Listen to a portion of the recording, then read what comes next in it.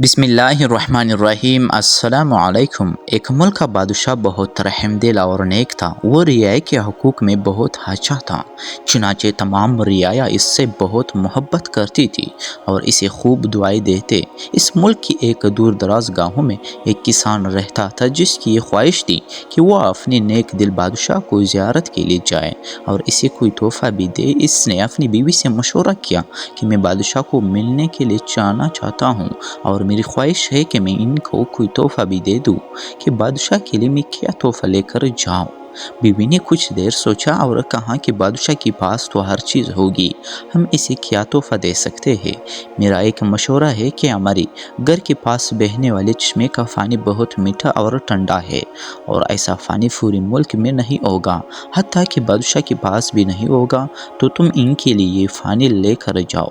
किसान को तजवीज़ पसंद आ गई। इसने अपने चश्मे से पानी के 2 घड़े भरे और अपने गधे पर लाद कर बादशाह से मुलाकात के लिए रवाना हो गया।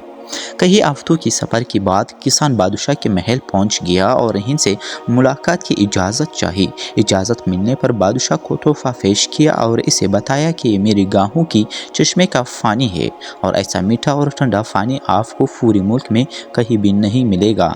बादशाह के इशारे पर वज़ीर ने घड़े उठाए तो कई हफ्तों की सफ़र की वजह से पानी में बदबू पैदा हो गई थी। वज़ीर ने बादशाह की तरफ देखा तो बादशाह ने इसे खामोश रहने का इशारा किया और बाआवाज़ बुलंद कहा कि हम इस तोहफे से बहुत खुश हुए और ख़जानची को हुक्म दिया कि इस किसान की घड़ों को सोने से भर दिया जाए।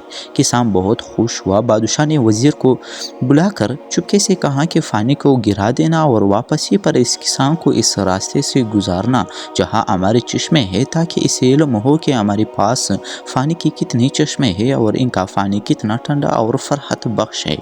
चुनाचे जब किसान को इनामात देने के बाद इन चश्मों से गुजारा गया तो वो समझ गया कि इसका तोहफ़ा कितना हकीर था, लेकिन बादशाह ने इसकी हकीर तोहफे को भी कबूल करके इसे इनाम से नवाजा। इसके दिल में बादशाह के लिए मोहब्बत और अकीदत और बढ़ गई। नाज़रीन, हमारी इबादत का भी यही हाल है।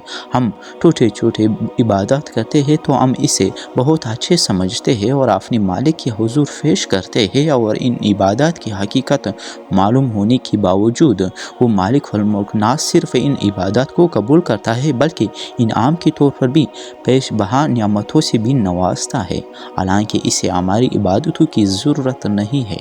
खालिक कायनात की इबादत के लिए तो इसकी लाखों और करोड़ों फरिश्ते ही काफ़ी है। अल्लाह ताला हमें नेक अमाल करने की तौफीक अता फरमाए, आमीन।